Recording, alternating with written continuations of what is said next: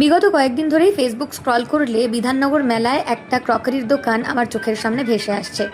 তাই ভাবলাম মেলা শেষ হয়ে যাওয়ার আগে ঘুরে আসি। তাই আমি আর আমার কলিগ চলে গিয়েছিলাম বিধাননগর মেলায়। হাই এভরিওয়ান, আমি Rumki, welcome you all to my life. মেলাটা আগামীকাল মানে 3 তারিখ শেষ হয়ে যাচ্ছে, তাই ভাবলাম ঘুরেই আসি।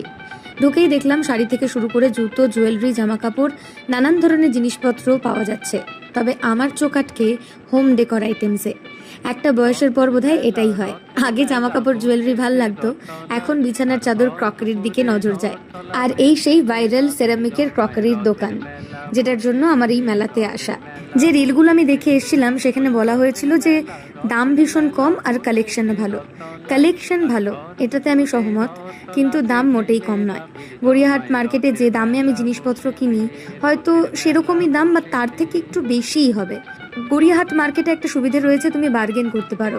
এখানে বার্গেনের একেবারেই অপশন নেই। তবুও আমার যেহেতু কিছু টুকটাক জিনিসপত্র কেনার ছিল, তাই আমি বেশ কিছু জিনিস কিনেছি। সেটা অবশ্যই তোমাদের পরের ব্লগে দেখাবো। ব্যাস, আমাদের মেলা ঘোরা শেষ। বাড়ি ফিরতেই যাব, কিন্তু চোখে পড়লো এই দোকানটা। এখানে নানান ধরনের ফ্রিজ ম্যাগনেট আর কাস্টমাইজ নেমপ্লেট পাওয়া যায়। ফ্রিজ ম্যাগনেটগুলো দেখে না আমার সত্যিই চোখ আটকে গেল। দুটো নিয়েছি, দেখাবো তোমাদের কি কি নিয়েছি। তারপর আইসক্রিম খেয়ে আমি আর আমার কালি চললাম বাড়ি। আজ এই অবধি, দেখা হবে নেক্সট ব্লগে। টাটা।